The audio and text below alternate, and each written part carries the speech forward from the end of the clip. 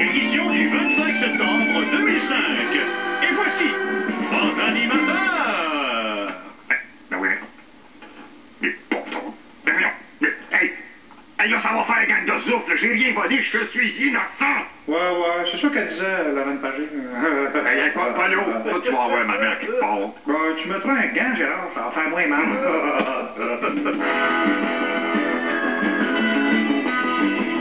Évidemment, c'est André Boitler qui a détenu l'attention cette semaine avec son histoire de cocaïne. Mais on peut-tu en revenir?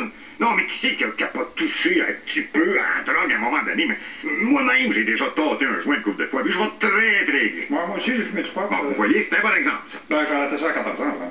Je suis tombé dans la mescaline, puis l'acide, puis après ça, j'ai sniffé de mes vraies bourses. Hey, C'est ça, des petites folies de jeunesse comme nous tous, quoi. Alors, par ailleurs... À un moment donné, ça me prenait mon show d'héroïne à tous les matins, hein? Ben oui, regarde. Écoute, un peu de drogue à quelques reprises t'a pas empêché de bien fonctionner au travail, quoi. Ben, juste les 6 mois de désintox. Mais à part mes C'est correct, Paulo. T'es pas Jeannette, là. On veut pas connaître ta vie. Bon, t'es pas un bon exemple pour ça. Par ailleurs, nous allons maintenant parler au premier ministre Charest en direct de Chine. Bonsoir, M. Charest. Bonsoir. Bon, là, on va éviter de faire preuve d'opportunisme politique malsain, puis on reviendra pas sur le scandale André Boitler. On est d'accord? Moi, je veux même pas en reparler. Je mange pas de ce pain-là, moi. Parfait. Alors, qu'est-ce que vous faites en Chine, M. Charest? Eh bien, on rencontre des hommes d'affaires chinois, puis jusqu'ici, on s'entend avec eux autres sur toute la ligne. Entre autres, on essaye de les convaincre d'acheter notre bois d'œuf pour finir la fameuse muraille, là. On vient apprendre aussi sur les technologies chinoises. C'est quand même eux autres qui ont inventé la poudre. Mais il était temps qu'on s'ouvre à ce marché-là, parce que nos relations avec la Chine ont été gelées bien dures pendant des années. Et il faut faire des ententes avec eux. Si on veut pas que nos manufactures, là, se retrouvent toutes sur la paille. On se comprend? Sur la paille. Eh bien, merci, M. Charest, de vos explications. Ça me fait plaisir, M. Latraque. Le crack. Voyons, la flaque. Ah, merci encore. Ah, quelle classe, quel respect. Et pas un mot sur André Boitler. Eh bien, scène moyennaise. Maintenant, cette semaine, un membre de l'organisation Father for Justice, qui lutte pour les droits des pères, a bloqué la circulation pendant 12 heures sur le pont. Il voulait prouver que les hommes sont assez responsables, intelligents et surtout sensés pour s'occuper de leurs enfants. Scène américaine. L'ouragan Rita, après Katrina, est arrivé sur les côtes de la Floride et le prix du pétrole brut a encore augmenté d'un coup. Coudon, bâtard, les ouragans, là, ça marche au gaz. Rita, espèce de petite gasse, petite vache, petite cochonne. Arrête ça, Gérard, tu vas pas ta job. Oui, mais ils vont peut-être m'inviter à tout le monde en parle. Après la pause, nous recevons le premier ministre du Canada, l'honorable Paul Martin.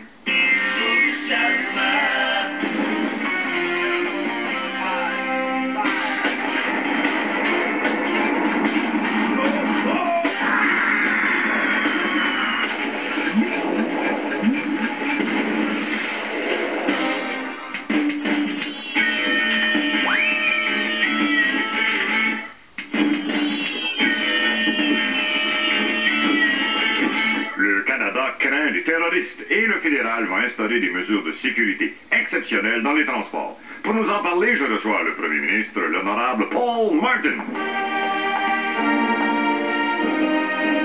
Ben oui, mais c'est ça, bâtard. Bonsoir, M. Latraque. Mais M. Martin, arrivez-vous de déminer un champ?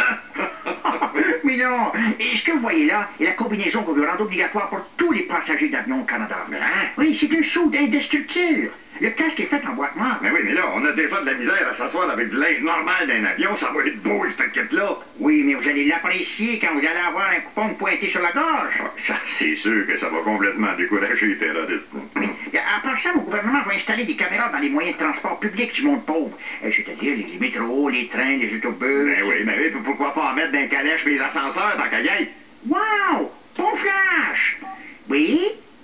La bière, les calèches, les ascenseurs. OK? Bye-bye. Les caméras, c'est bien beau, M. Martin, mais c'est pas mal plus complexe de prévenir les attaques dans les transports publics. Oui, papa. À partir de dorénavant, avant de prendre un moyen de transport, il va falloir montrer son passeport. Juste ça. Il n'y a rien là. Ça, c'est pas tout. il va falloir aussi que les passagers répondent à un questionnaire hautement sophistiqué. Et voulez-vous y participer? Pas sûr que ça me tente, là. Allez, M. Falac, là. Hein? Ça va prouver que vous tenez au Canada.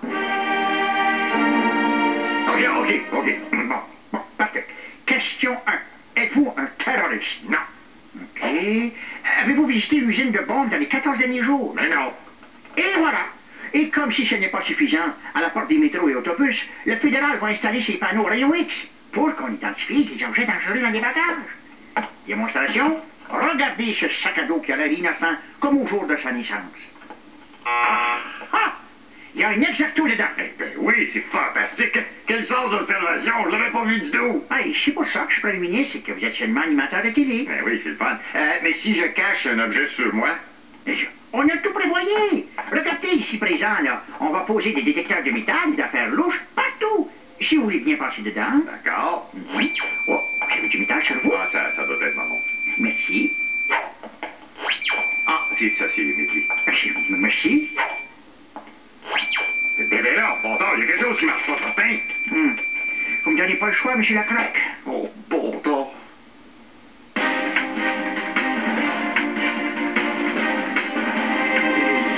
Et on rejoint Frédéric Savard, notre chroniqueur en économie. Bonsoir, mon Fred. Bonsoir Gérard. Alors, qu'est-ce qui retient votre attention cette semaine, mon Frédéric? Eh bien, sujet sur toutes les lèvres. On parle bien sûr des plus récents scandales financiers, Norbourg, Zénith. On parle des fraudes par courriel au nom des caisses populaires des jardins. En fait, on parle de toutes ces malversations qui ont ruiné des milliers de petits investisseurs récemment. Mais c'était écœurant. Tout à fait, Gérard, et j'ai pensé vous donner des trucs pour éviter de se faire avoir dans le futur. OK. Premièrement, on ne donne jamais son numéro de carte de crédit sur Internet, à moins d'être certain qu'on fait affaire avec une institution financière reconnue, là, les banques par exemple. Elles ont l'habitude des fraudes et en plus les leurs sont légales. Pour ce qui est de la sollicitation téléphonique, assurez-vous de parler aux bonnes personnes.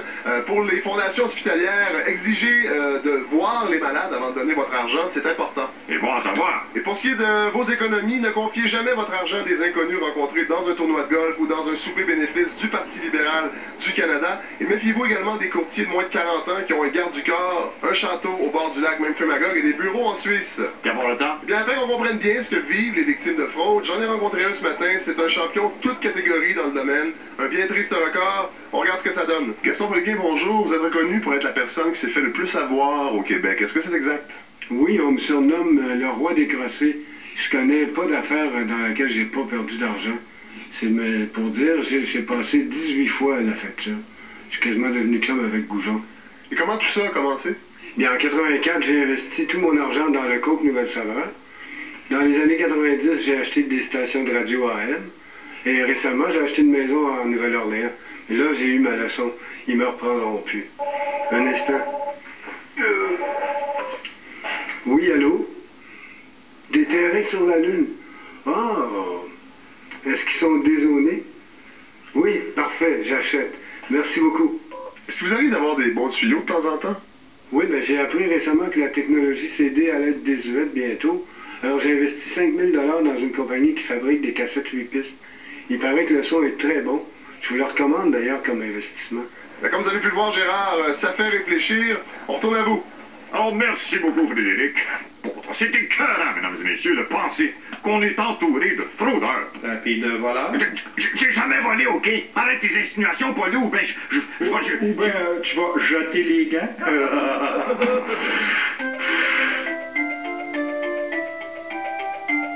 Bonsoir, mes petits agneaux routi pouti pouti pi, content de me trouver sur mon oncle Gérard. Avez-vous envie de voir les aventures de Caillou? Et c'est plus de votre âge, hein? Alors, dans ce cas, on va plutôt découvrir un personnage de clown barbu qui est très drôle, complètement fou, puis qui fait beaucoup d'argent avec le monde, tu sais, un peu comme ça, là. Chez nous à la maison, fais-moi le moins tapon, je psychanalyse les sous, je m'appelle Mario. Avec moi je te promets, tu ne t'ennuies jamais, je suis à moitié fou, je m'appelle Mario. Salut Mayu, tu voudrais jouer au docteur avec moi? Oui, mais à condition que je sois le docteur. D'accord. Est-ce que je me déshabille? T'es folle? Je suis psychiatre, je suis pas gynécologue, épaisse. Tiens, prends ces pilules-là. Mais Mayu, t'as pas le droit de me donner des Prozac. T'es même pas médecin. M'en fous, espèce de jeune femelle. C'est pas l'ordre des médecins qui va me dire quoi faire. Bon, ah ouais, approche. Je vais te faire des électrochocs. Maman! Ah, j'ai dit, t'es pas capable de jouer au Lego comme du monde? C'est quoi ça? Une auto. Une auto en forme de pénis! Grosse nymphomane! Dévergondée! C'est ça qui arrive quand t'as fait une mec castratrice! Polluante! Fifronne!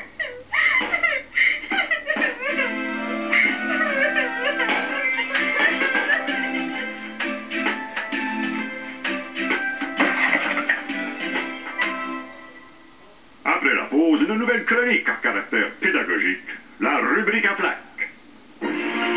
Restant de beaux dimanches.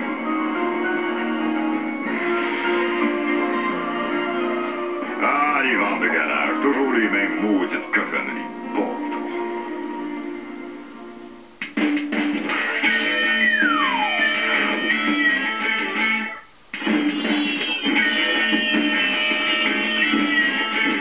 Cher public avide de connaissances, je suis fier de vous présenter ce soir la première d'une série de chroniques extrêmement savantes et instructives. Place à la rubrique à flac.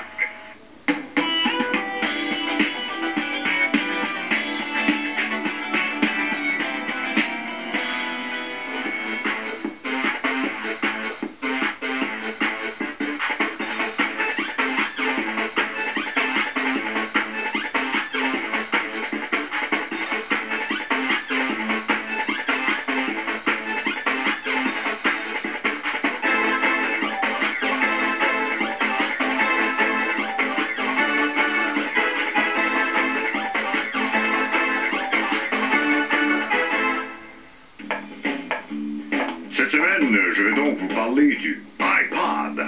Le iPod a été inventé par la compagnie Apple en 2001. L'ancêtre du iPod est le jukebox. Un jukebox pouvait contenir environ 200 chansons, mais seulement des vieilles tunes. Et s'il était décoratif dans un restaurant, le jukebox n'était vraiment pas pratique pour des activités comme la course à pied ou encore l'escalade.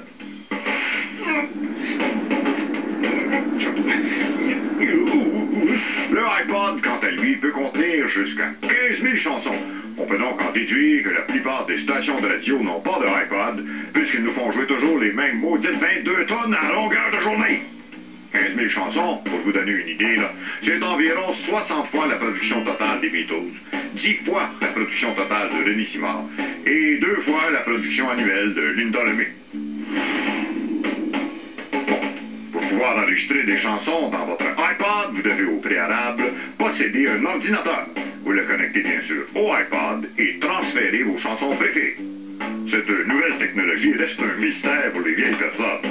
Voyons pas, Joël, comment ça que ça rentre pas, ça, faire de cochonnerie? Le iPod est facile à transporter. De fait, il n'est pas plus gros et pas beaucoup plus épais qu'une carte à jouer. Vous pouvez d'ailleurs le transformer en carte et pour seulement 13 000 $, vous avez un jeu de cartes iPod qui permet de jouer aux cartes en écoutant vos airs préférés. Le iPod vous permet d'emmagasiner des listes de chansons qui peuvent être adaptées à chacune de vos activités quotidiennes. Comme faire à manger, des carottes puis des navois, des betteraves puis des... faire la vaisselle, ou même faire l'amour.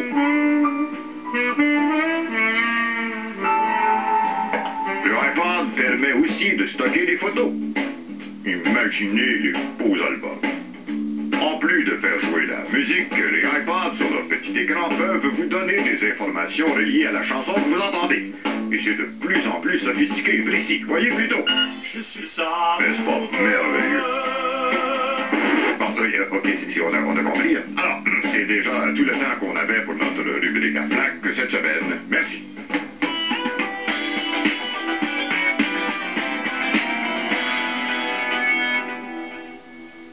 Oui, comment tu dis? J'entends. J'ai eu mon acquittement. C'est merveilleux pourtant. Je le savais. Oh, mon amour. On se revoit tantôt. Yes, les gars, je suis acquitté. Ça veut-tu dire que tu peux garder les gants, ça?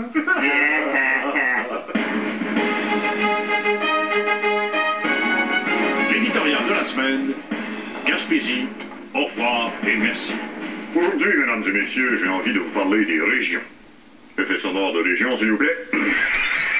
Bon, là, ça va faire, là. moi, les gens commencent à déchanter, là. Il arrête pas de chialer. Puis moi, le monde qui chiale. Prenez les prix, là. La Gaspésie. La Gaspésie. Ben, l'endroit de passer ses vacances estivales, j'en conviens. Sauf que l'hiver, ça coûte cher en bâtard de garder ça ouvert. Non, mais c'est vrai. La ronde, il y a en hiver. Pourquoi qu'on ferait pas pareil avec la Gaspésie? Moi, je dis, ouvrez ça du 15 juin au 15 août, puis mettez le cadenas au bord de Saint-Anne-des-Monts pour le reste de l'année.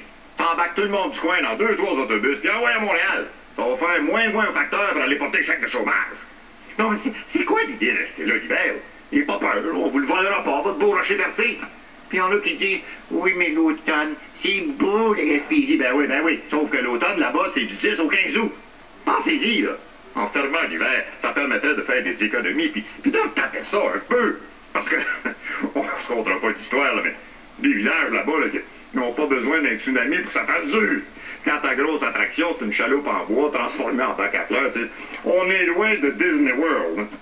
Ah, c'est pourquoi, mesdames et messieurs, comme disait Martin Lester King, I had a dream. Imaginez qu'on transforme la Gaspésie en parc d'attractions. Amène ta famille à Mont-Ruland, il y a une route, tu peux pas la manquer. Vers la montagne, les Gaspésiennes, il y a tout pour s'amuser. Mont-Ruland! Des manèges, comme l'éolienne. D'innombrables maisons des horreurs. Et le Prodigy. Mont-Ruland, c'est aussi Yuppie-Liley, le clown du parc. Ils jonglent avec des grosses bières.